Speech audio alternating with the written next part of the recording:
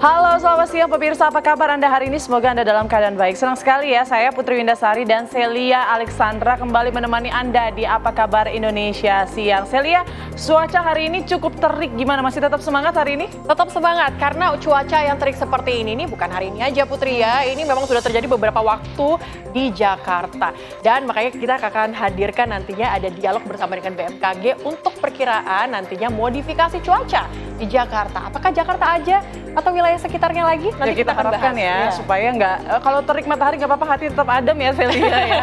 Tapi yang pasti ini polusi udaranya ini yang masih menjadi PR ya, karena buat kita yang beraktivitas di luar ruangan ini cukup mengganggu. Dan sebelum kita membahas ke modifikasi cuaca, kita punya informasi pertama untuk Anda pemirsa. Di antaranya ini mencoba kabur usai menyerempet kendaraan lain, sebuah minibus nyaris diamuk massa di Jalan Lodan Raya, Pademangan, Jakarta Utara. Ya, seorang pengemudi wanita yang mencoba menghentikan laju minibus sempat terseret hingga 10 meter, hingga teriakannya mengundang warga untuk mengundang pengguna jalan.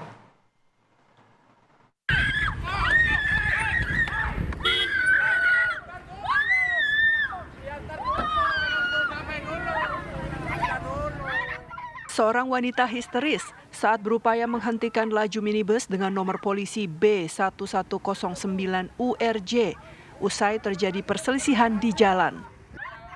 Pengemudi wanita ini mencoba menghentikan mobil minibus sekuat tenaganya dan berteriak histeris. Mendengar teriakan wanita itu, warga maupun pengguna jalan yang berada di lokasi langsung ikut menghentikan minibus. Massa yang kesal nyaris mengamuk melihat ulah pengemudi taksi online itu. Mundur. Bang, tadi kenapa kabur, Bang? Nggak kabur, ini penumpang. Bukan kabur, kalau tadi sampai jalan terus, Bang. Itu bahaya, Bang, tadi, Bang. Iya, kan udah berhenti di situ tadi. Pengemudi taksi online itu berdalih hendak menurunkan penumpangnya di kawasan wisata Ancol. Bu, tadi kenapa, Bu? Ditabrak sama dia, dianya masih jalan terus. Dari belakang. Oh, tadi dia coba melarikan diri, Bu? Iya. Sebelumnya, mobil yang dikendarai wanita itu melaju dari arah Lodan Raya mengarah Ancol. Sementara taksi online itu melaju dari Mangga 2 menuju Ancol hingga keduanya bersenggolan di pertigaan Ancol. Namun di tengah mediasi, pengemudi taksi online tersebut mencoba kabur. Dia lurus, begitu udah ngerem dia belok mulai nyosor pantat. Terus? Sebelah kanan. Nah, sebelah kanan dia berhenti kan. Nah, aku stop. Yang mobil yang belakang itu suruh minggir. Nah, baru ibu itu suruh deketin depannya, suruh malang. Udah berbicara-bicara, ketinggal kan. Ternyata kabur. Ya gitu. Setelah dimediasi warga, akhirnya kedua belah pihak berdamai hingga korban mendapatkan ganti rugi. Dari Jakarta, Dava Akbari, TV One mengabarkan. Informasi lainnya pemirsa, ini puluhan pedagang kaki lima di kawasan Puncak Kabupaten Bogor terlibat kericuhan dengan Satpol PP Kabupaten Bogor. Mereka menolak dipindahkan ke lokasi res area Gunung Mas dan memilih bertahan di lokasi awal.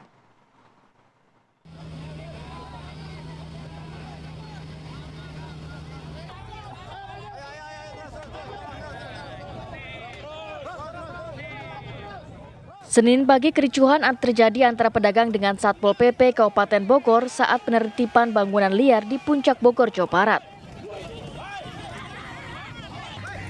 Petugas terpaksa mengamankan beberapa pedagang yang dinilai menjadi provokator. Tampak isak tangis sebagian pedagang saat melihat lapak yang sudah puluhan tahun dibongkar oleh Pemkab Bogor. Para pedagang menganggap pemerintah Kabupaten Bogor dinilai tebang pilih karena tempat wisata yang tidak berizin tidak mereka tertibkan. Lihat ini bangunan, dulu ada perjanjian satu pohon teh 5 juta kalau dibongkar. Sekarang ini berapa ratus teh? Tadi nggak ada solusinya. Tolong pemerintah ini, kami perlu makan, kami perlu sekolah anak-anaknya, ada yang lagi kuliah. Apakah harus jadi perempuan jalanan untuk membiayai hidup? Ada mediasi dialog? Nggak ada sosialisasi. Mungkin. Ini laporan dari pengembang, gimana supaya rest area penuh, rame. Akhirnya korbankan pedagang.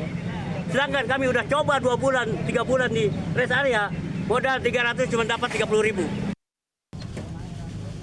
Tercatat ada sekitar 331 lapak pedagang yang ditertibkan Satuan Polisi Pamong Praja dan pemerintah Kabupaten Bogor. Hari ini kita melakukan penataan ya. Sekali lagi saya ulang kembali penataan yang disampaikan tadi oleh pimpinan Pak PJ Bupati sangat jelas. Jadi hari ini kita akan melakukan penataan kurang lebih di 331 bangunan liar. Ironis kalau disebut penolakan karena apa? Kami ada latar belakang pada tahun-tahun sebelumnya para pedagang ini sebetulnya sudah minta, sekali lagi sudah minta direlokasi disiapkan oleh pemerintah. Sekarang ketika tempat tersebut dan sudah disiapkan berupa rest area, tapi alasan tempat relokasi rest area diambil, tapi bangunan tetap ini tidak dibongkar, kan ironis, Pak.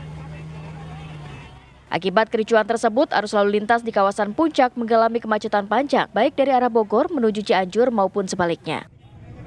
Dari Bogor, Jawa Barat, Eko Hadi, TV One mengabarkan.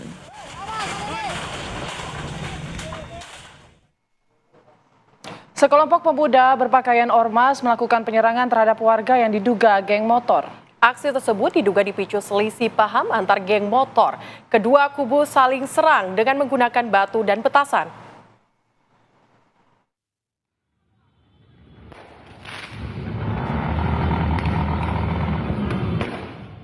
Inilah rekaman video amatir warga saat aksi saling lempar batu antara ormas dan geng motor terjadi tidak jauh dari sebuah pusat perbelanjaan dan komplek perumahan di Medan, Sumatera Utara.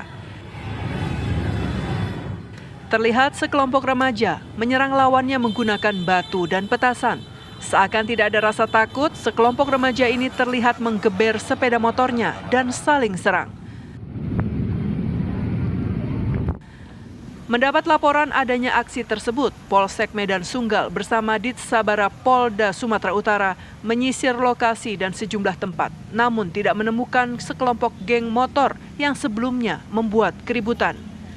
Aksi tawuran ini sempat membuat panik warga di sekitar lokasi, bahkan lemparan batu dari sekelompok remaja ini sempat mengenai kendaraan yang terparkir.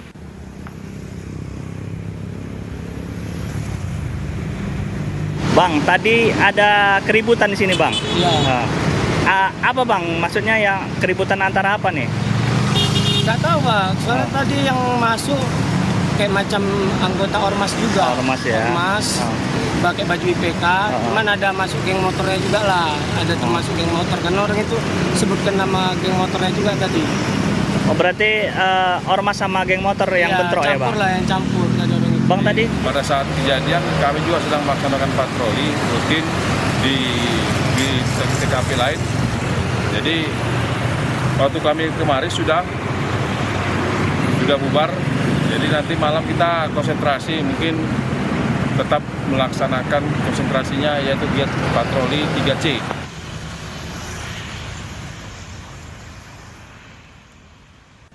Sebelumnya, kejadian serupa sering terjadi di kawasan tersebut, bahkan sejumlah pelajar diamankan di daerah tersebut karena terlibat aksi tawuran geng motor. Dari Medan, Sumatera Utara, Ahmidal Yauzar, Heri Kiswanto, TV One mengabarkan.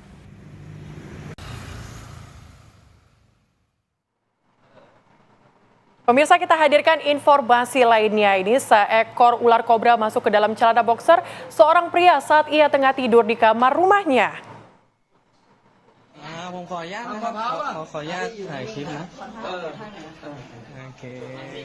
Ular kobra tersebut bergerak meliuk-liuk masuk ke dalam celana boxer pria tersebut dari paha kirinya saat pria ini tengah tidur pulas. 2 orang penyelamat kemudian dikerahkan ke rumah korban untuk menangkap ular kobra yang bersembunyi di dalam celana pria ini. Dengan sangat hati-hati, pria yang ditugasi mengambil ular kobra yang masuk ke dalam celana ini kemudian berusaha memancing ular untuk keluar dari dalam celana.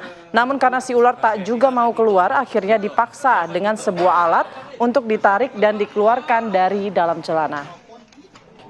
Korban terlihat sangat tegang saat proses evakuasi mengeluarkan ular kobra dari dalam celana pria tersebut. Kejadian ini terjadi di Provinsi Timur Rayong, Thailand.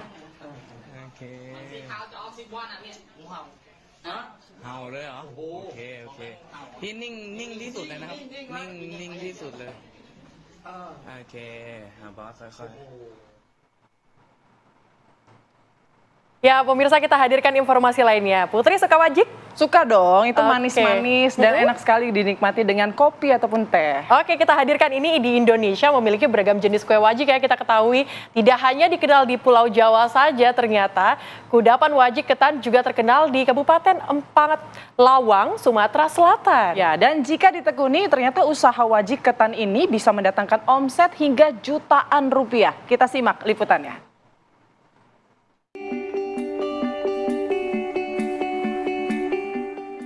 Wajik ketan, kuliner tradisional khas Indonesia ini sering kita jumpai saat jamuan resepsi pernikahan atau suasana hari raya. Kudapan yang terbuat dari campuran ketan, parutan kelapa dan gula merah ini ternyata dalam pembuatannya tidaklah mudah. Rahasia menghasilkan wajik ketan yang gurih terletak pada proses pematangannya. Setelah seluruh bahan tercampur, harus diaduk terus-menerus selama 3 jam. Agar rasa yang dihasilkan tidak pahit dan gosong, memasaknya harus di atas bara api sedang. Kudapan wajik ketan ini ternyata bisa menjadi ladang usaha warga di Desa Mekarjaya, Tebing Tinggi, Kabupaten Empang Lawang, Sumatera Selatan. Saeb, pria yang berprofesi sebagai buruh harian lepas ini, telah 2 tahun melakoni pembuatan wajik ketan di rumahnya. Ia bisa meraup laba bersih jutaan rupiah setiap bulannya. Resep wajik ketan ini Saeb peroleh dari orang tuanya secara turun-temurun. Wajik ketan racikan Saeb memiliki cita rasa gurih dan ada sedikit rasa pedas.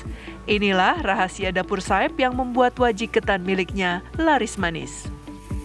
Kalau bikin gimana tergantung pesanan. Oh, seperti itu. Tapi yang jelas itu tuh kalau hari-hari biasa seminggu 4 kali ngaduk. 4 kali ngaduk Ya, bikin ya. Usaha rumahan Saeb ini kerap kebanjiran pesanan, terutama saat hari raya dan hari pernikahan. Pesanan wajik ketan bisa mencapai 90 kg dengan omset mencapai 5 hingga 8 juta rupiah per bulan. Dari Empang Lawang, Sumatera Selatan, Arwinza, TV One mengabarkan.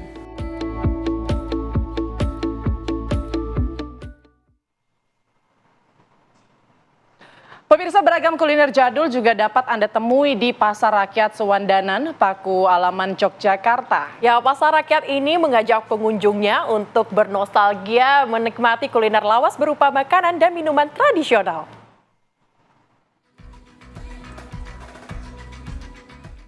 Ribuan pengunjung memadati Pasar Rakyat Sewandanan di alun-alun Kadipaten Paku Alaman, Kota Yogyakarta, Sabtu malam. Dari setiap lapaknya, para pengunjung diajak kembali bernostalgia menemukan aneka kuliner lawas dan sudah langka.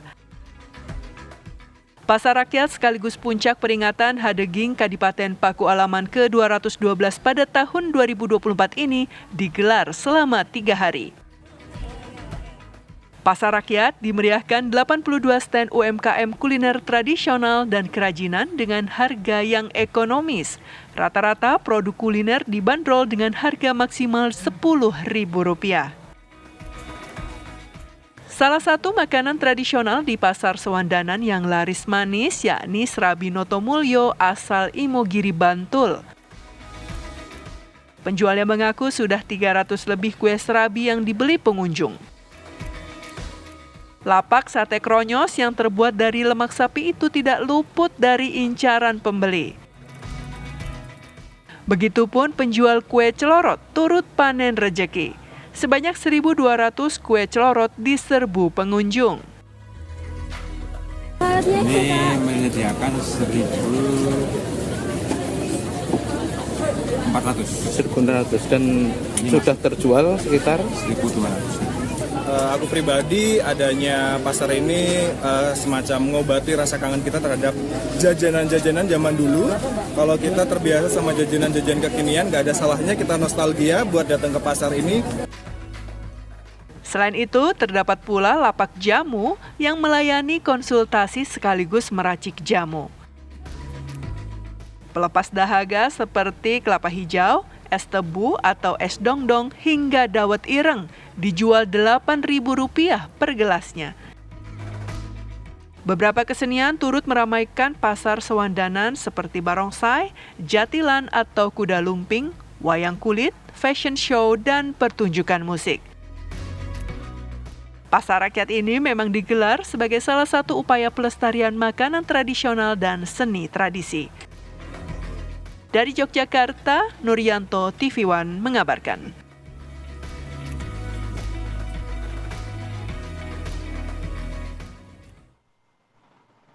Kita beralih ke informasi lainnya pemirsa. Ini penyidik di Treskrimum Polda Jawa Barat akan memeriksa 7 terpidana kasus pembunuhan Vina dan Eki 2016 silam hari ini.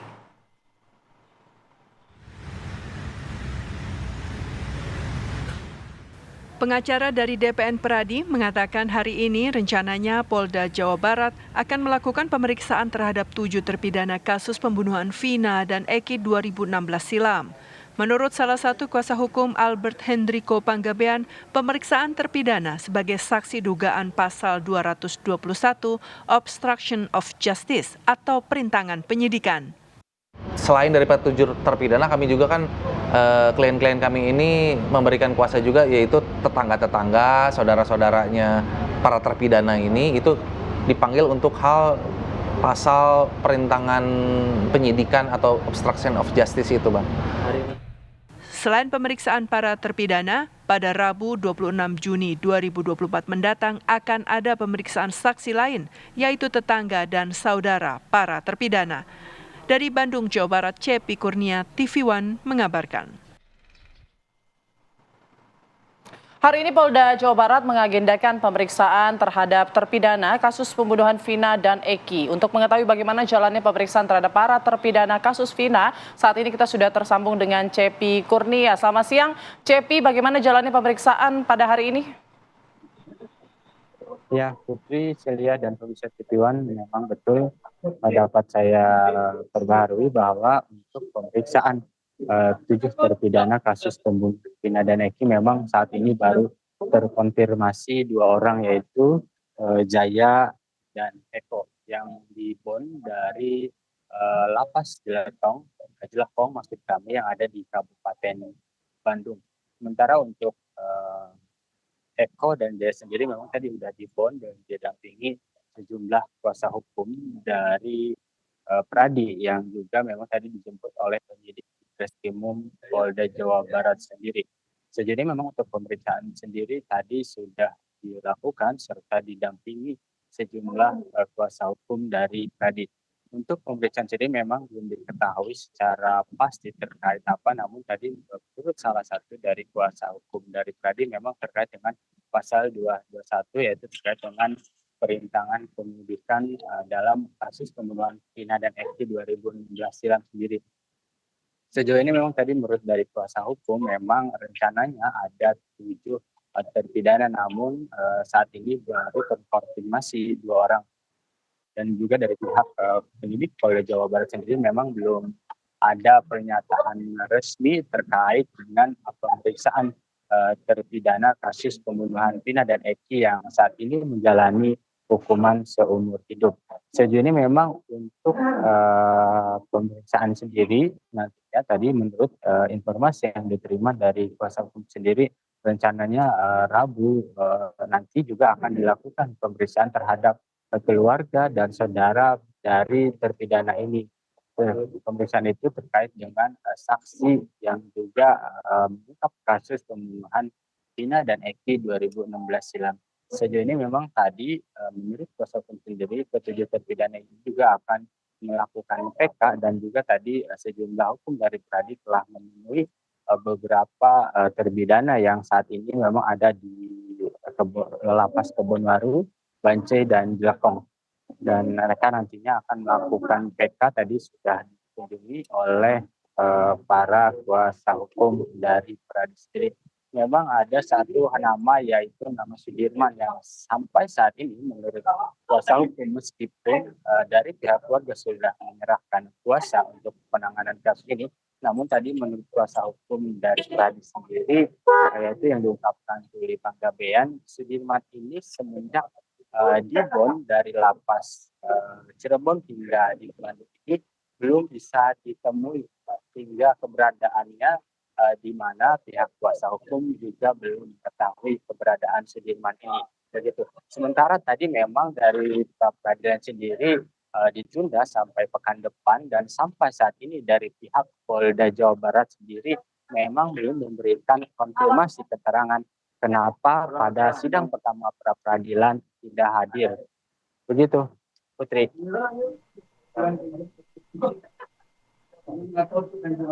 Ya, terima kasih Cepi Kurnia mengabarkan langsung. Selamat melanjutkan tugasnya kembali.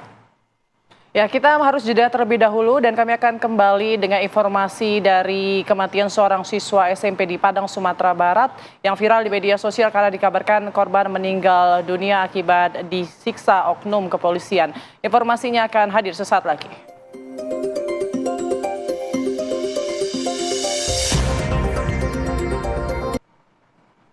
Kita ke informasi lainnya pemirsa, ini pasangan suami istri di Tanjung Pinang, Kepulauan Riau ditangkap polisi karena menjalankan usaha prostitusi berkedok kafe. Ya, mereka mempekerjakan belasan wanita pekerja seks komersial yang diantaranya terdapat anak di bawah umur.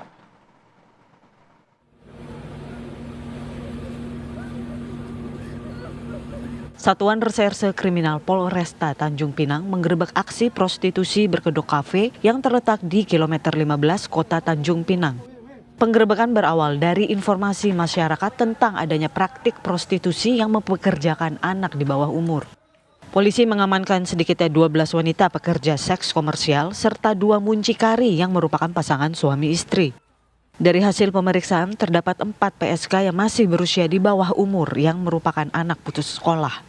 Praktik prostitusi berkedok kafe yang dijalankan oleh muncikari pasangan suami istri ini sudah berjalan sejak tahun 2020 lalu dengan omset rata-rata 30 hingga 50 juta rupiah per bulan. Para wanita penghibur dipekerjakan oleh pasangan suami istri ini didatangkan dari luar daerah dengan sistem kerja bagi hasil. Orang ini berasal dari tempat yang berbeda-beda, mayoritas dari Provinsi Lampung. Ada yang dari Lampung, ada yang dari Jawa Tengah, dan satu lagi dari Banten. Nah, jadi prosesnya mereka dari tempat tinggal mereka dibawalah ke sini untuk bekerja. Ditampunglah di TKP itu, jadi rumah itu isinya ada 9 kamar. Nah, tinggallah mereka di situ. Nah, tiap malam itu datanglah pelanggan. Boleh dikatakan laki-laki hidung belang. Hanya saja kami tidak bisa menginventarisir atau kami tidak bisa mendalami siapa-siapa saja pelanggannya karena tidak ada data. Kedua pelaku mematok tarif antara 200 hingga 400 ribu rupiah untuk sekali kencan di tempat. Akibat perbuatannya, pasangan suami istri ini terancam pidana Undang-Undang Tindak Pidana Perdagangan Orang dengan ancaman hukuman maksimal 15 tahun serta Undang-Undang Perlindungan Anak dengan ancaman hukuman 10 tahun penjara. Dari Tanjung Pinang, Kepulauan Riau, Kurnia Saifullah, Hairullah, TV One mengabarkan.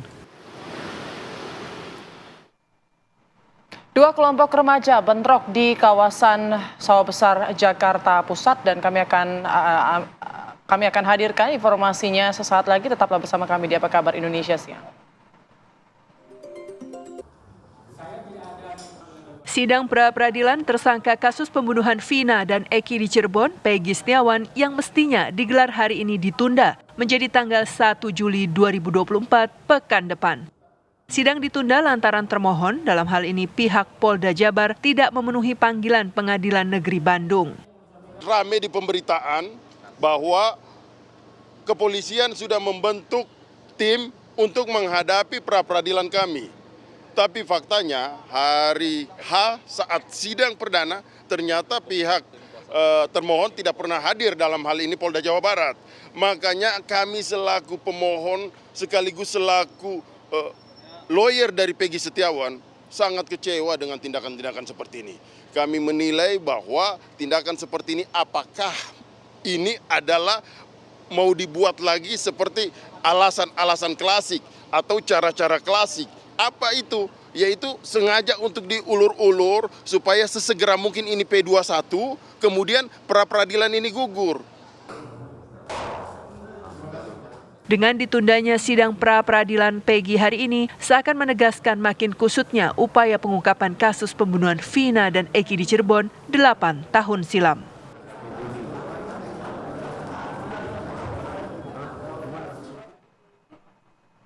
Pemirsa, sidang pra-peradilan tersangka Peggy Setiawan yang mestinya diagendakan pada hari ini ditunda menjadi pekan depan. Penundaan sidang pra-peradilan Peggy ini kemudian apakah mencerminkan semakin kusutnya upaya pengungkapan kasus pembunuhan Vina dan Eki? Dan untuk membincangkan hal ini sudah bersama kami pakar hukum pidana Ganjar Laksmana dan juga selamat siang Pak Ganjar. Selamat siang. Dan juga sudah bergabung secara virtual kuasa hukum terpidana kasus Vina, Jutek Bongso, serta kuasa hukum dari keluarga Vina, Putri Maya Rumanti. Baik, mungkin saya mau ke Pak Ganjar terlebih dahulu. Ini kan adalah salah satu upaya yang dilakukan oleh kuasa hukum Peggy Setiawan untuk menggugurkan status tersangkanya. Tapi apakah pra-peradilan ini memang bisa menggugurkan status tersangka? Ya begini, dulu awalnya waktu hukum acara pidana Undang-Undang Nomor 8 Tahun 81 itu dibuat, pra-peradilan itu hanya menyangkut 4 hal saja. Sah tidaknya penangkapan, penahanan, lalu sah tidaknya penghentian penyidikan dan penghentian penuntutan. Nah, lalu pasca kasus KPK mentersangkakan Pak Jenderal Budi Gunawan waktu itu, lalu kan ada gugatan ke Mahkamah Konstitusi, lalu objeknya diperluas. Ya, salah satunya adalah sah tidaknya penetapan tersangka. Gitu. Jadi memang sekarang sah tidaknya penetapan tersangka menjadi objek pra-peradilan. Jadi kalau misalnya dalam kasus ini pihak tersangka mengajukan pra-peradilan, memang itu hal yang dibenarkan secara hukum. Tinggal kita harus melihat sebetulnya proses pra-peradilan itu proses apa sih? Gitu. Dia hanya proses yang menguji sah tidaknya tindakan penegak hukum, penangkapan, penahanan, penghentian penyidikan, penuntutan, termasuk juga penetapan tersangka, ya, dan ada beberapa lagi. Nah, sah tidaknya itu semata-mata adalah formalitas, ya. Jadi bukan sah tidaknya secara material. Karena kalau secara material itu nanti di pokok perkara, gitu. Jadi misalnya begini, apa sih untuk bisa penegak hukum menetapkan tersangka punya alat bukti? Alat bukti kan ada 5. Misalnya alat bukti saksi. Apakah punya alat bukti saksi? Ada, kami pernah memeriksa saksi lebih dari 2 orang, mungkin 10, mungkin 20.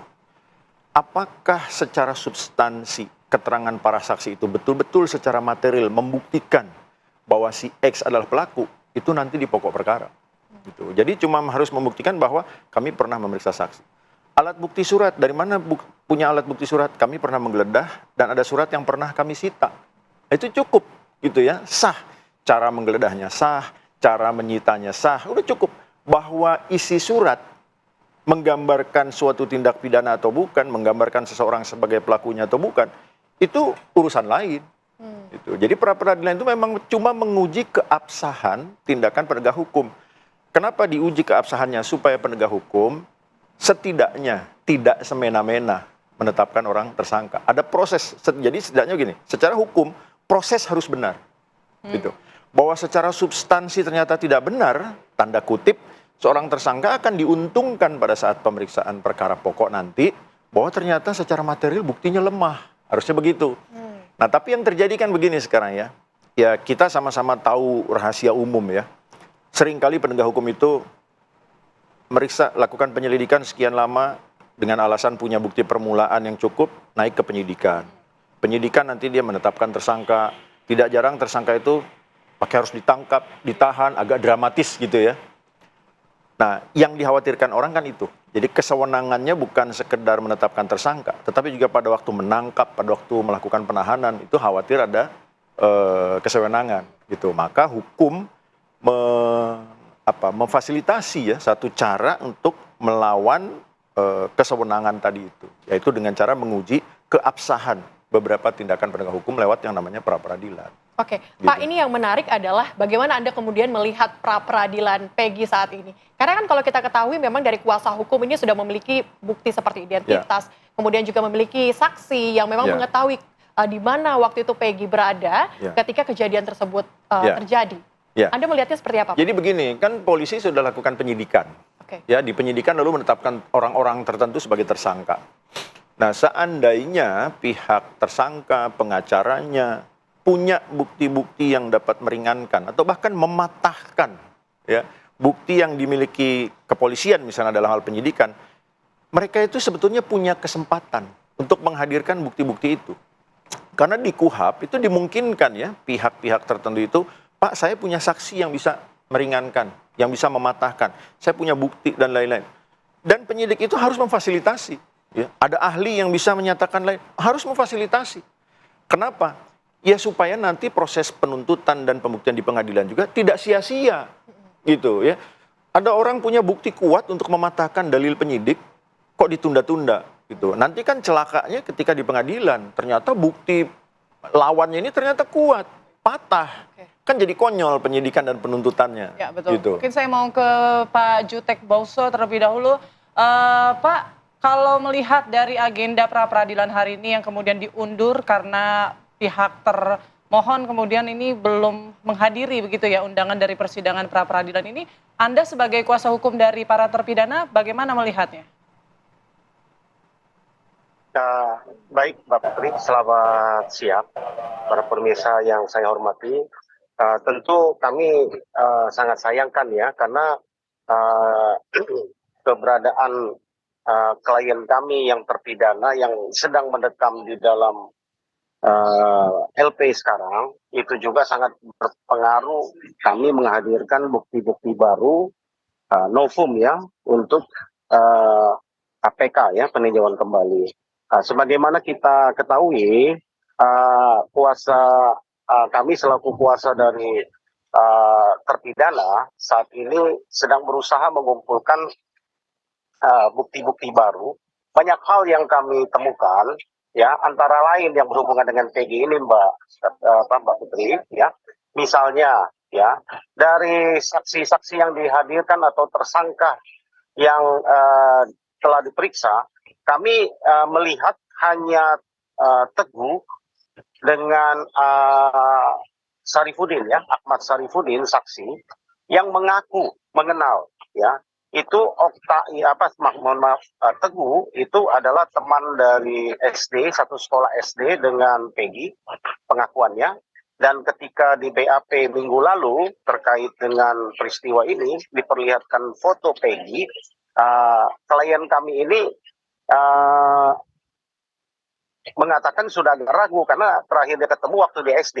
Kemudian Ahmad Sarifudin ya itu adalah juga teman se-RT ya, satu kampungnya beda RW ya. Yang lain, tersangka yang lain tidak kenal. Ya, ini sungguh aneh buat kami ya, ketika 8 tahun lalu diputus ya tentang pasal 340. Tentu ini menjadi pertanyaan yang sangat mendasar buat kita. Pembunuhan berencana, tentu ada waktu mereka berkumpul dan merencanakan, kan gitu kan, bersama-sama 11 orang di dalam dakwaannya dan di dalam pertimbangan putusannya. 8 sudah dihukum, 3 DPO, yang DPO itu 1 berhasil ditangkap atas nama Setiawan, Peggy Setiawan, yang 2 yang buron dinyatakan fiktif. Ini pertanyaannya menjadi aneh buat kami karena didakwa bersama-sama. Peran dari 11 orang ini diuraikan secara jelas di dakwaan dan di pertimbangan putusan. Yang dinyatakan fiktif dan itu 2 orang itu ya, itu mempunyai peran membawa memindahkan tubuh gitu kan korban ke flyover gitu kan. Bahkan didakwa Andi juga ya, Andi itu bahkan didakwa untuk didakwa memperkosa.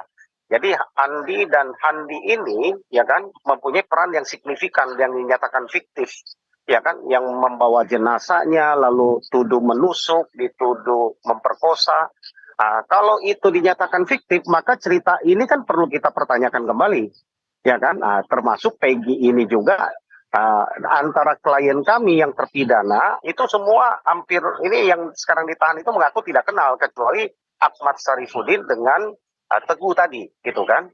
Jadi ini sungguh aneh buat kami, kapan mereka merencanakannya dan motifnya ya, ini juga kita harus menstrianya ini kan harus kita pertanyakan gitu kan di dalam tindak pidana pembunuhan 340 ini, pasal 340. Demikian Mbak Putri. Oke, kami akan beralih ke Mbak Putri. Mbak Putri, ini kalau kita lihat memang hari ini termohon tidak hadir ke dalam sidang pra-peradilan dari Peggy Setiawan. Bagaimana kemudian tanggapan dari kuasa hukum dan juga keluarga Vina? Tapi ditahan dulu, akan dijawab sesaat lagi usai jeda. Pemirsa, apa kabar Indonesia Siang masih akan kembali untuk Anda.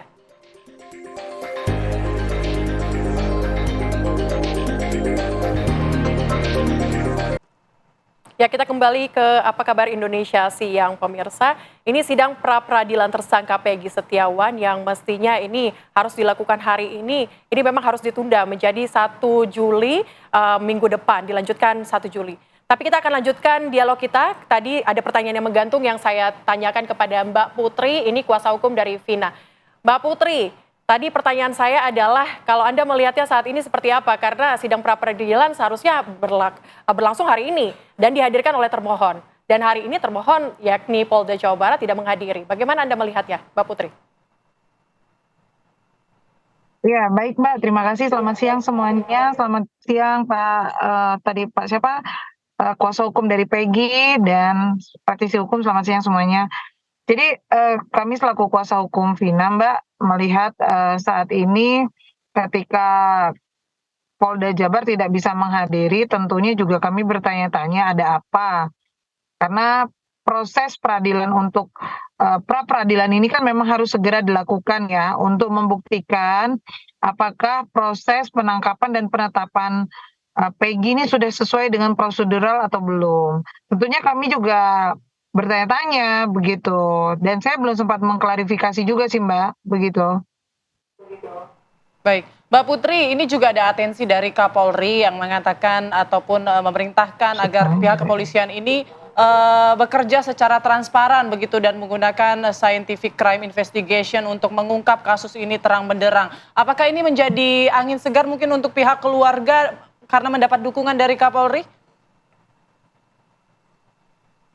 Ya, tentunya Mbak, kami sangat berterima kasih pada Bapak Kapolri yang sudah memberikan statement kepada kepolisian untuk melakukan proses penyelidikan menggunakan scientific crime gitu. Tentunya ini sangat baik Mbak gitu untuk proses ini agar lebih transparan lagi.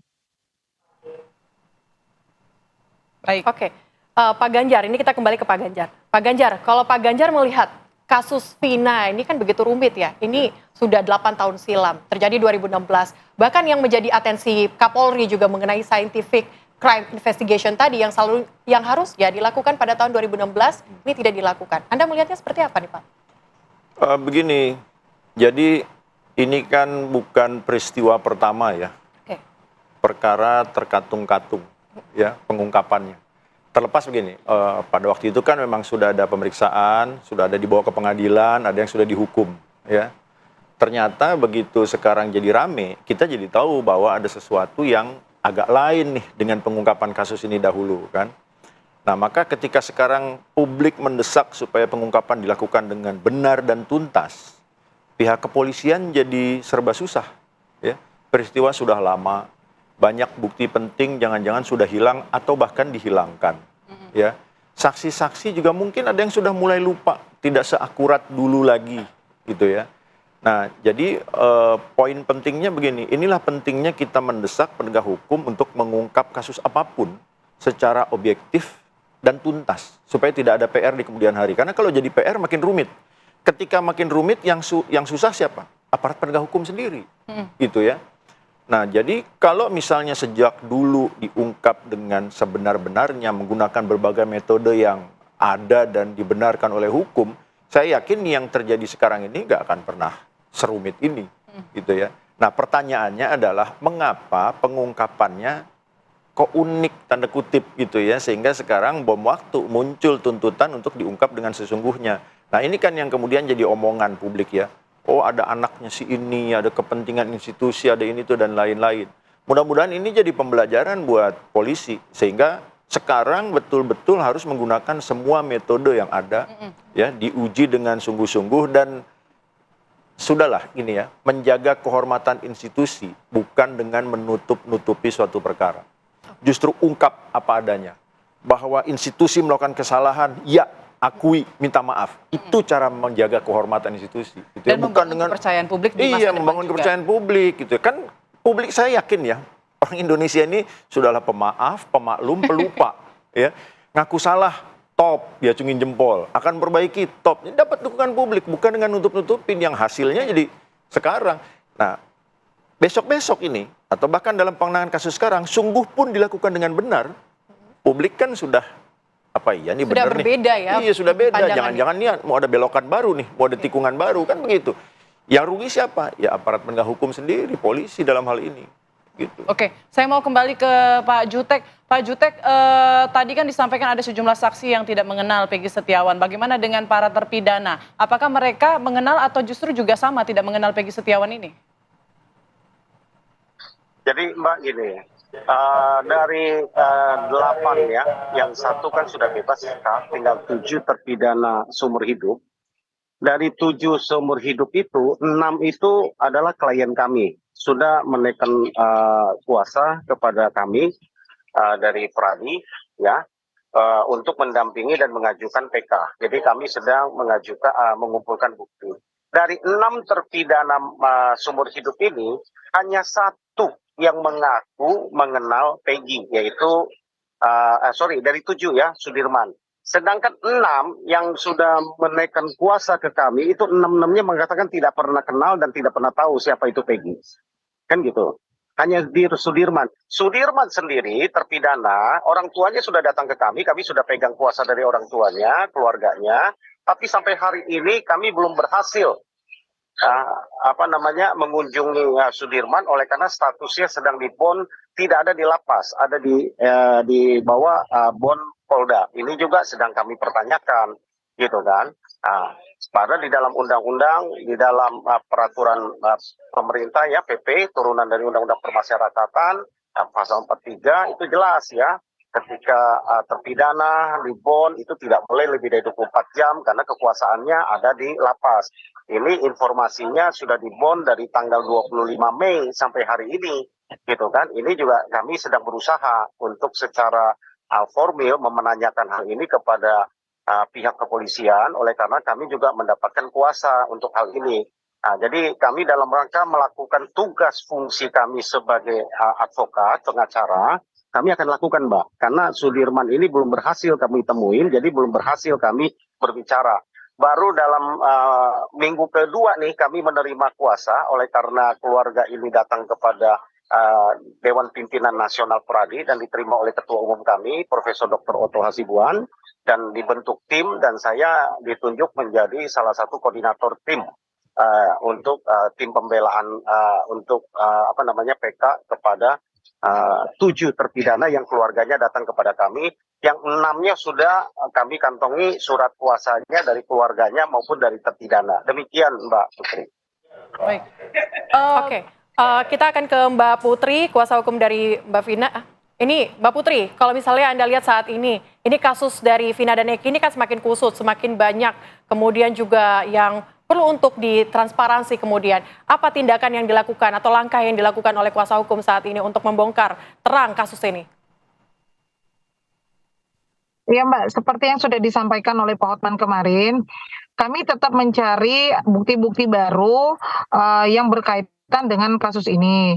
Dan tentunya kami berharap sekali bisa didengar oleh Bapak Presiden untuk membuat tim pencari fakta gitu. Jadi agar kasus ini benar-benar terbuka dan tidak ada lagi asumsi bahwa ada pelaku yang salah tangkap dan lain sebagainya.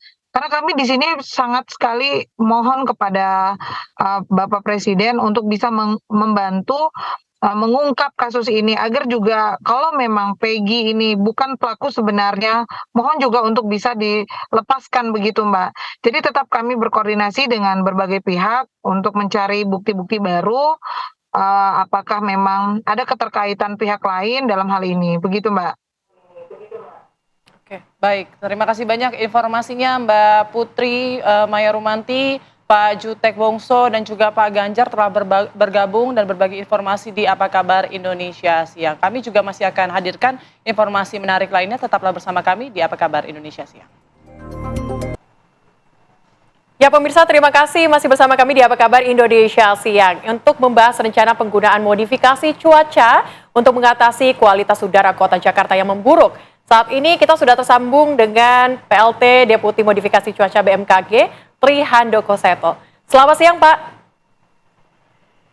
Selamat siang, Mbak Putri dan Mbak Sela. Pak, ini kita ketahui bahwa Jakarta ini panas sekali ya, Pak. Polusi juga tinggi. Apakah efektif, Pak, dengan melakukan modifikasi cuaca untuk mengurangi polusi dan juga cuaca panas yang ada di Jakarta ini, Pak? Baik, terima kasih. Jadi pertama, tentu tidak ada solusi tunggal yang bisa mengklaim efektif. Ya, itu perlu dicatat. Oleh karenanya diperlukan solusi yang secara bersama-sama. Tentu saya yakin Pemda dan pemerintah pusat juga telah membuat kebijakan-kebijakan dalam rangka mengurangi polusi yang ada di Jakarta dan sekitarnya. Nyatanya kalau kita lihat ternyata kan masih polutannya masih cukup tinggi ya. Oleh karenanya perlu dilakukan, diupayakan solusi yang lainnya. Yang salah satunya adalah dengan melalui modifikasi cuaca. Gitu. Jadi harapannya tentu ini juga akan bisa berkontribusi, Mbak, dalam mengurangi polusi yang ada di Jakarta. Oke, baik. Lalu persiapan yang dilakukan BMKG seperti apa dan kapan atau berapa kali mungkin modifikasi ini akan dilakukan untuk menurunkan angka polusi di Jakarta? Pertama, secara formal maupun non-formal sebenarnya, kami belum mendapatkan komunikasi dengan Pemprov DKI. Kami juga baru tahu masih dari berita-berita di media massa. Harapan kami nanti akan ada komunikasi segera dengan Pemprov, karena kalau kita dengar kan Pak PJ Gubernur menugaskan BPBD ya untuk melakukan operasi ini, maka sebaiknya kita segera berkomunikasi, lalu nanti kita akan terapkan metode yang paling sesuai. Jadi metodenya kan banyak, Mbak. Modifikasi cuaca untuk mengurangi polusi itu secara umum terpisah menjadi dua. Yang pertama, jika ada awan, nih ya. Jika ada awan di Jabodetabek dan sekitarnya, maka kita bisa melakukan operasi modifikasi cuaca untuk menjatuhkan awan-awan yang ada menjadi hujan. Ini tentu akan efektif sekali untuk mengurangi bahkan bersihkan polusi dari udara di Jabodetabek. Nah, yang kedua, bagaimana jika tidak ada awan? Ya, jika tidak ada awan, maka kita bisa secara teknologi melakukan upaya untuk membongkar lapisan atmosfer ya supaya polutan yang ada tidak terperangkap di permukaan, di dekat permukaan, di lapisan bawah atmosfer, supaya dia bisa terangkat ke atas jauh. Itu juga teknologinya. Lalu melalui teknologi penyemprotan atmosfer udara dengan pesawat juga bisa dilakukan ya. Dan yang ada di gambar itu adalah water mist generator. Juga perlu dilakukan, dioperasikan secara masif di gedung-gedung, karena saya lihat sampai saat ini belum terlalu banyak itu. Yang ada di gambar yang kita lihat itu paling di sekitar 50-an gedung saja yang sudah pasang itu. Selebihnya belum, itu perlu segera kita masifkan. Saya kira begitu, Mbak. Oke, Pak, tapi kan kalau kita ketahui nih yang memang cuacanya panas, kemudian polusi ini bukan cuma di Jakarta aja, tapi juga di sekitarnya seperti Bandung, kemudian Tangerang. Ini skemanya kira-kira seperti apa, Pak, nantinya? Sehingga mungkin wilayah-wilayah di sekitarnya juga bakal sama dilakukan modifikasi. Kira-kira nanti seperti apa, Pak? Ya kan kita tahu ya bahwa polusi yang menyebabkan udara Jakarta menjadi kotor, itu bukan hanya sumber-sumber polusi yang ada di Jakarta tentu saja. Ya, ada di luar Jakarta juga, di Jabodetabek, bahkan di Jawa Barat secara umum. Oleh karenanya, nanti akan terus kita pantau itu ya. Sumber-sumber polutannya dari mana saja, awannya ada di mana saja. Dalam jangkauan kita melakukan operasi modifikasi cuaca, maka jika itu masih memungkinkan juga akan kita lakukan. Karena atmosfer kita ini kan sistem yang terbuka ya. sistem terbuka di satu tempat kosong akan diisi dari tempat lain. Begitu seterusnya. Oleh karenanya kita tidak bisa menyelesaikan polusi di Jakarta itu hanya dengan fokus di Jakarta, tapi juga di daerah-daerah dari mana angin berasal. Itu juga akan berpengaruh sekali. Jadi persoalannya akan menjadi cukup kompleks, dan tentu kalau kita jadi melaksanakan operasi modifikasi cuaca, saya kira juga kita akan pertimbangkan berbagai aspek itu. Tapi sekarang yang paling penting adalah mari kita segera berkoordinasi, karena kami di BMKG ini hanya memiliki SDM-nya, memiliki teknologinya, memiliki kemampuannya, sementara sumber-sumber infrastruktur termasuk finansial kita kan belum ada gitu ya. Oleh karenanya kalau kita semua berkoordinasi, saya harapkan ini segera bisa kita laksanakan. Baik. Pak, ini kan Jakarta mungkin saat ini tidak urutan pertama, tapi kayak Surabaya, ada Tangerang, Bandung misalnya. Nah, kita di zona merah, dengan modifikasi cuaca ini seberapa berpengaruhnya kah kemudian bisa menekan tingkat polusi yang ada di Jakarta khususnya ataupun sekitarnya menjadi zona hijau? Apakah memungkinkan seperti itu? Berapa persentase keberhasilannya? Saya kira untuk di Jawa bagian barat, ya, operasi modifikasi cuaca masih sangat mungkin dilakukan. Karena saya melihat pertumbuhan awan masih ada. Sementara untuk Jawa bagian timur, ini pertumbuhan awannya sudah sangat sedikit, sehingga cukup sulit dilakukan teknik modifikasi cuaca untuk mendatangkan hujan. Tapi jika memang kondisi sangat mendesak, genting gitu, maka bisa saja dilaksanakan opsi modifikasi cuaca yang tanpa awan, yaitu dengan melakukan penyemprotan atmosfer menggunakan air melalui pesawat ataupun melalui water mist generator. Tentu saja sekali lagi ini bukanlah solusi tunggal, ini tidak mungkin. Ya, kita semua harus bersama-sama berupaya mengurangi sumber-sumber polutan. Ya, juga seperti biasa sebenarnya penanaman pohon dan sebagainya juga akan memberikan pengaruh. Ya, oleh karenanya hitung-hitungannya tidak bisa hitungan tunggal, Mbak. Oke Pak. Ini kan kalau misalnya kita ketahui ini polusi ini memang sudah berapa hari kita rasakan ya Putri ya, ini sangat susah sekali dengan polusi yang tinggi seperti ini. Kira-kira Pak, nanti kalau misalnya sudah dibicarakan dengan PJ Gubernur, kemudian infrastrukturnya sudah dibicarakan, kira-kira butuh berapa lama waktu yang dibutuhkan kemudian untuk bisa memodifikasi cuaca agar nantinya ini polusi segera teratasi Pak? Saya baru melihat yang data di Jakarta ya. Kalau saya lihat memang dalam 10 hari ke depan potensi pertumbuhan awannya masih ada, khususnya di Jakarta bagian selatan, ya, Bogor dan sebagainya. Oleh karenanya nanti akan kita lihat, karena kan atmosfer itu berubah, ya, dinamikanya sangat besar. Seiring kita berdiskusi ini, mungkin besok juga akan ada berubah lagi. Ya, saya kira karena gini, polusi itu akan menjadi terasa pekat ketika musim kemarau. Ya, musim kemarau kenapa pekat? Padahal sumbernya kan dari bulan ke bulan hampir sama terus ya. Tapi ketika musim kemarau tidak ada hujan, itu selain karena udara tidak tercuci oleh hujan, sesungguhnya juga udara membentuk sebuah lapisan ya di sekitar ketinggian 7.000 kaki. Itu ada lapisan inversi namanya, yang membuat polutan tidak bisa terbang ke atas. Dia terperangkap di situ sehingga polusi terasa lebih pekat. Ya, karena tidak bisa tersebar sampai ke atas. Oleh karenanya ada juga teknik untuk membongkar lapisan yang memperangkap polutan itu. Ya, nanti bisa kita diskusikan bersama lah, saya kira, untuk secara hal-hal teknisnya, Mbak. Baik, Pak Tri, modifikasi cuaca ini kan untuk mengatasi polusi begitu, tapi kan sebetulnya kita juga perlu aksi pencegahan begitu ya, mungkin dari kendaraan bermotor ataupun dari pabrik-pabrik. Tapi kalau dari data BMKG sendiri, penyumbang terbesar untuk polusi di Jakarta itu dari mana sih Pak? Apakah dari kendaraan motor cukup besar angkanya?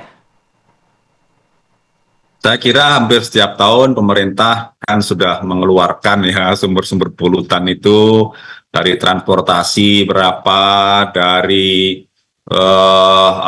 industri berapa, dari rumah tangga berapa gitu ya. Saya pikir datanya dari semua instansi semua sepakat lah. Memang untuk Jakarta ini transportasi menjadi penyumbang yang cukup besar gitu ya.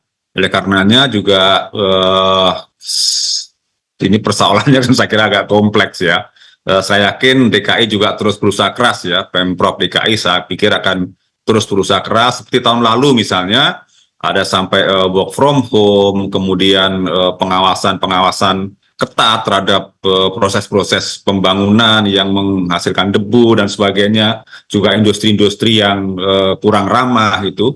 Saya kira semua itu nanti dalam waktu dekat akan semakin diperketat, ya, sehingga upaya modifikasi cuaca juga akan menjadi lebih mudah untuk dilakukan karena sumber-sumbernya sendiri harapan kami juga akan bisa ditekan oleh Pemprov maupun pemerintah pusat.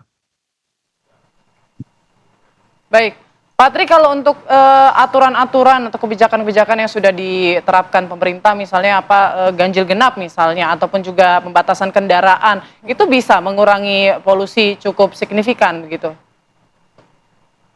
Saya sebenarnya tidak dalam kompetensi dan dalam kewenangan untuk menjelaskan itu, tetapi berdasarkan pengalaman tahun lalu, ya, pada hari-hari tertentu ketika aktivitas kendaraan itu berkurang, memang polusi juga berkurang secara cukup signifikan gitu ya. Jadi saya kira upaya apapun untuk mengurangi sumber-sumber polutan itu berkontribusi. Berapa persen kontribusinya kita tidak perlu mendebatkan. Yang penting kita semua berupaya bersama-sama untuk mengurangi sumber polutan, sehingga kami di BMKG yang dengan tugas dan kewenangan melakukan modifikasi cuaca juga akan berupaya supaya semua upaya ini kemudian secara resultante bisa menghasilkan hasil yang signifikan demi udara Jabodetabek, Pulau Jawa, dan Indonesia menjadi lebih baik.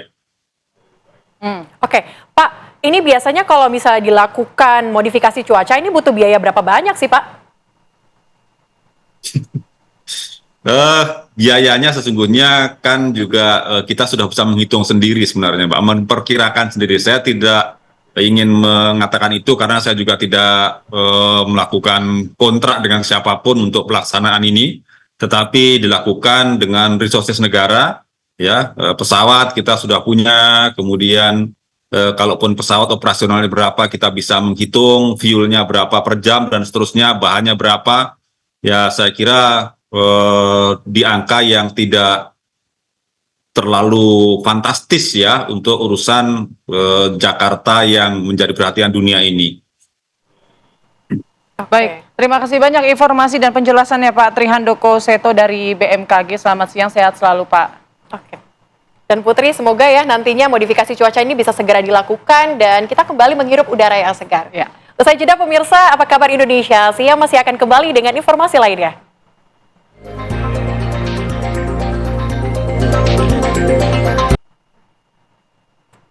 Pemirsa, bursa pemilihan kepala daerah serentak 2024 menarik minat pengusaha dan juga kalangan artis. Mereka mencoba peruntungan maju dalam pertarungan pemilihan kepala daerah.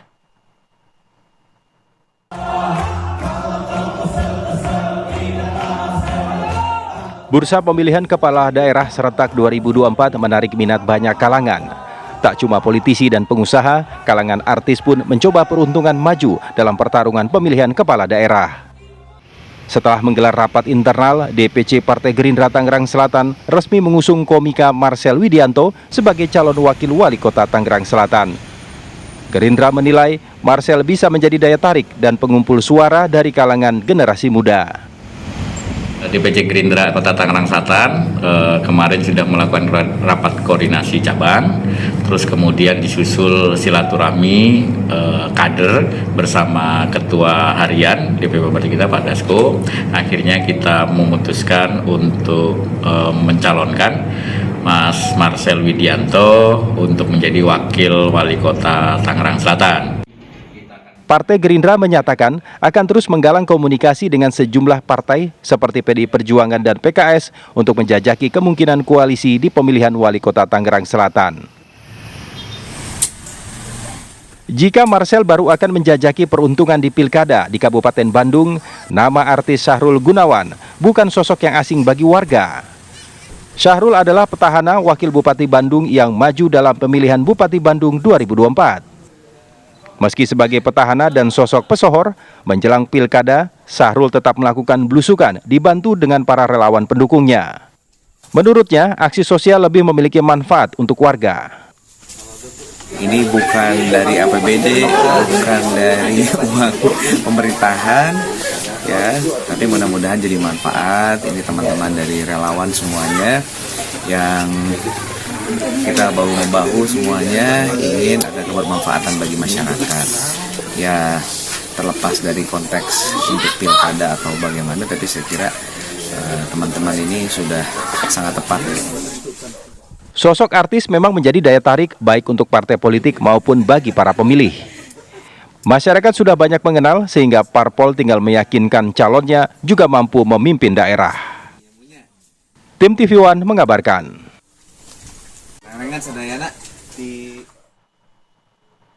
Ya pemirsa, mantan Menteri Pertanian Syahrul Yassin Limpo hari ini memberikan kesaksian dalam sidang lanjutan kasus gratifikasi dan pemerasan di Kementerian Pertanian. SYL menjadi saksi mahkota untuk 2 terdakwa, yakni Sekjen Kementan nonaktif Kasdi Subagiono dan ex-direktur alat dan mesin pertanian Muhammad Hatta. Dalam perkara ini, SYL turut menjadi terdakwa bersama 2 mantan anak buahnya tersebut. Setelah pemeriksaan SYL sebagai saksi mahkota, sidang hari ini akan dilanjutkan dengan pemeriksaan ketiga terdakwa secara bersama-sama.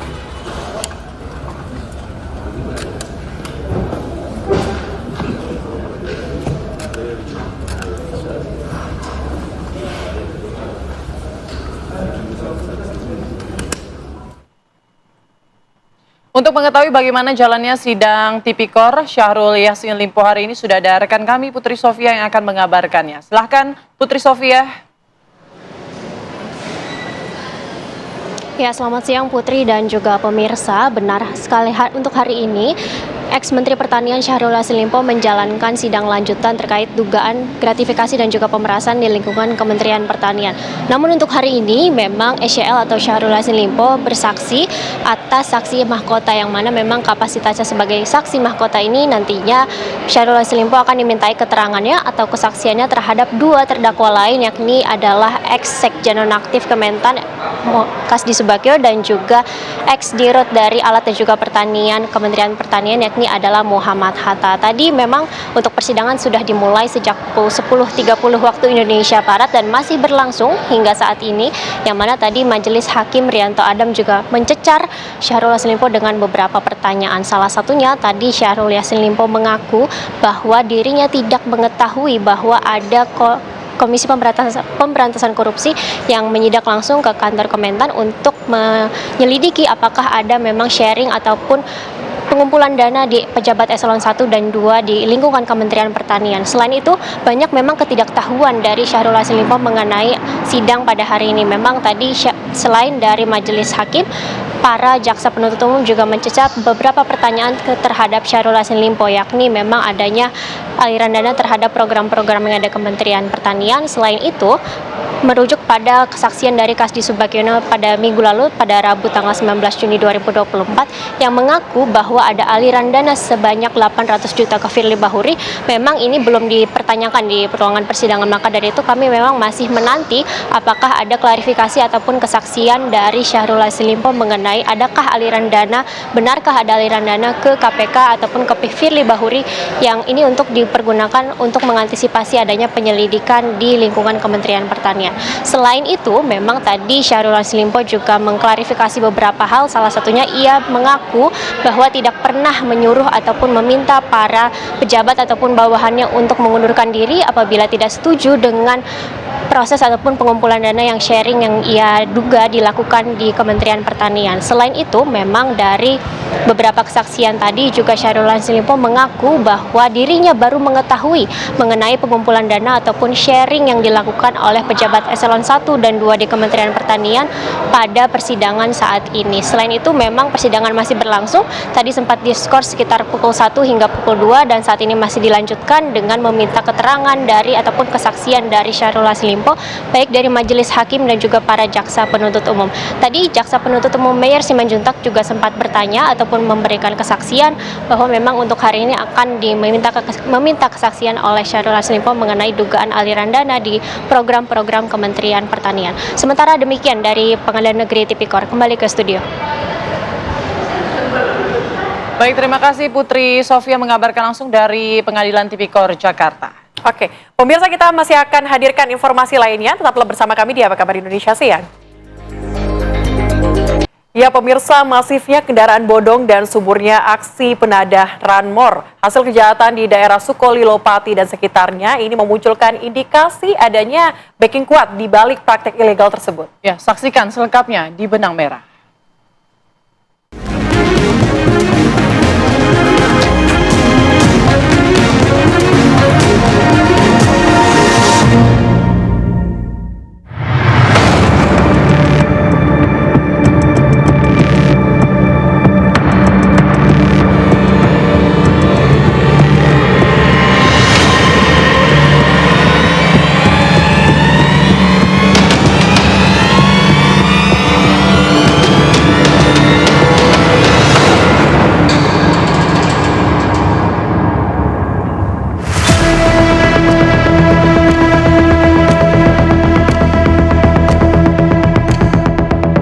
Polda Jateng berhasil membongkar jaringan penjual sepeda motor. Jaringan ini telah beroperasi 1 tahun lebih dan menjual sepeda motor dengan surat tidak komplit hingga ke mancanegara. Kapolda Jateng Irjen Ahmad Lutfi mengungkapkan bahwa pihaknya telah menangkap 2 tersangka yang terlibat dalam sindikat ini. 2 tersangka ini merupakan warga Kabupaten Demak, berinisial S dan berinisial A. 2 tersangka ini merupakan pemasok sepeda motor STNK only kepada penadah. Dari pengungkapan ini sudah ditetapkan 2 orang tersangka, jadi 1 pemungut, 2 pemodal. Dan ini nanti akan berkembang terus, mengingat ini merupakan suatu sindikat. Dan saya, Polda Jawa Tengah sudah koordinasi dengan NCB, barang tidak mungkin sindikat ini yang di Vietnam juga merupakan sindikat. Sehingga awal-awal saya sampaikan bahwa ini merupakan kejahatan transnasional yang perlu kita lakukan pengungkapan lebih jauh. Dari penangkapan ini, polisi melakukan pengembangan dan berhasil menangkap tersangka S. Tersangka A dan S masing-masing memiliki peran berbeda dalam sindikat ini. Tersangka A sebagai pemodal dan membantu tersangka S mendapatkan sepeda motor dengan cara berburu di Facebook. Mereka berhasil mendapatkan sepeda motor incarannya di dalam dan luar Jawa Tengah. Kemudian setelah mendapatkan sepeda motor, tersangka S mengurus pengiriman sepeda motor tersebut kepada kenalannya, seorang perempuan berinisial M yang berdomisili di Surabaya. Mereka sudah saling kenal sejak Januari 2023 silam. Sesampainya di Surabaya, sepeda motor tersebut disimpan di gudang milik M. Jadi kendaraan-kendaraan yang leasing yang masih mempunyai minimal 1 minggu, kemudian berapa kilometer dibawa ke Surabaya. Setelah di Surabaya nanti dikumpulkan di salah satu dealer A. Di dealer itu dirubah, dibuat 0 km. Buat 0 km, kemudian koordinasi dengan beberapa saksi yang dari Batam yang sekarang lagi kita lakukan pemeriksaan, kemudian dikirim ke Vietnam. Jadi jumlah pengirimannya dari tahun 2003 sampai sekarang sudah hampir 1.000 kendaraan yang lintas negara. Polisi terus melakukan pengembangan dan pendalaman. Kemudian didapati bahwa M ini menjual sepeda motor tersebut kepada pengusaha ekspor-impor kendaraan untuk dijual ke Vietnam. Dari hasil penyidikan, tersangka A dan S telah mengirim kurang lebih 1.000 sepeda motor ke Surabaya selama 1 tahun lebih, sejak Januari 2023 silam. Terkait ini pula, saya sudah koordinasi dengan instansi terkait, dalam hal ini dengan Bea Cukai, kemudian Pelindo, untuk kita pending daripada 15 kontainer. Jadi jumlah keseluruhan motor itu untuk penangkapan ungkap hari ini 325 unit kendaraan dan 41 unit mobil. Semuanya hasil keterangan tersangka dikirim ke negara Timor Leste. Apakah ada keterlibatan pihak lain sehingga kontainer bisa lolos sampai negara Timor Leste? Polisi mengamankan sejumlah barang bukti dari tersangka A dan S, termasuk 80 sepeda motor berbagai merek, 3 lembar resi pengiriman, dan 110 lembar invoice pengiriman kendaraan. Polisi menyebut akan mengejar pelaku-pelaku lain yang terlibat dan mengungkap jaringan kejahatan transnasional ini. Sementara itu, pada awal Januari 2024, ratusan kendaraan bermotor curian ditemukan di Kompleks Gudang Balkir Pusat Zeni TNI Angkatan Darat di Kecamatan Buduran, Kabupaten Sidoarjo, Jawa Timur. Temuan 215 unit sepeda motor dan 49 unit mobil bodong tersebut diduga melibatkan 2 oknum anggota TNI. Dari hasil kerjasama ini merupakan suatu hal yang sangat baik, di mana hasil kerjasama antara Pomdam 5 dengan Polda Metro Jaya berhasil mengungkap ya untuk kegiatan penggelapan kendaraan bermotor yang terjadi di wilayah Jawa Timur ini. Nah, saat ini untuk khususnya organik oknum TNI yang terlibat di dalam itu sudah ditangani oleh pihak Pomdam 5 Brawijaya. Sampai dengan saat ini ada 3 oknum TNI ya, yang dengan inisial. Yang pertama adalah Kopda AS, kemudian ada Praka J, kemudian ada yang kedua orang itu dia asal satuannya dari Puspalat, kemudian ada lagi dengan Mayor BP itu dari Puziat. Video peristiwa terbongkarnya temuan kendaraan curian di Sidoarjo tersebut sebelumnya juga viral di media sosial. Salah satunya diunggah oleh akun TikTok. Dalam video tersebut, tampak sejumlah petugas berseragam TNI berada di sebuah gudang. Petugas tersebut terlihat memeriksa pickup berisi kendaraan bermotor yang tertutup terpal warna biru. Gudang Balkir Puziat Buduran Sidoarjo, tempat penyimpanan ranmor curian perwira berpangkat mayor diamankan POM. Begitu tulis sebuah akun TikTok.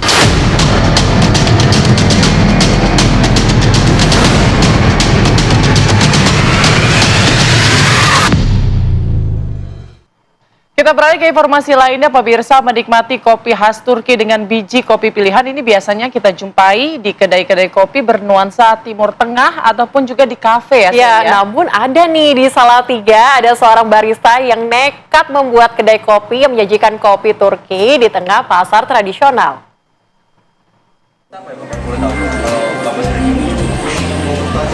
Inilah kedai kopi yang berada di tengah Pasar Raya 1 Kota Salatiga. Meski berada di tengah pasar, kedai kopi yang menyajikan biji kopi dari seantero Nusantara ini tidak pernah sepi pengunjung, baik dari Salatiga maupun luar kota.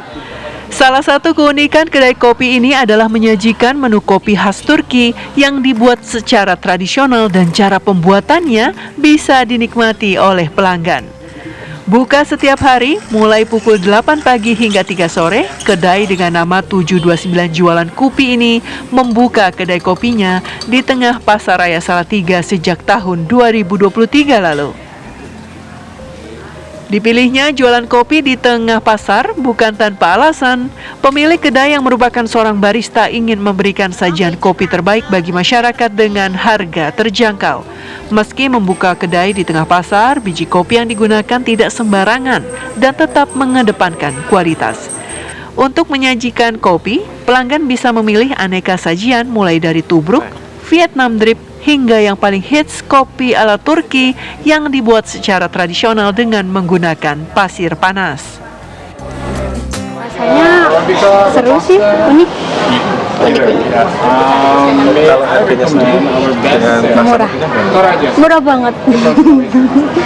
Kopi-kopi yang ditawarkan pun bermacam-macam kalau dari kita. Dan kita juga terfokus ke jual biji kopi.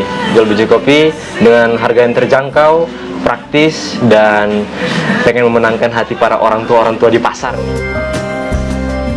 Soal harga, pelanggan tak perlu risau karena tidak semahal jika menikmati kopi di kafe. Di kedai kopi tengah pasar ini, pelanggan bisa menikmati kopi berkualitas mulai dari harga Rp3.000 hingga Rp30.000, sesuai dengan biji kopi yang dipilih dan cara penyajiannya.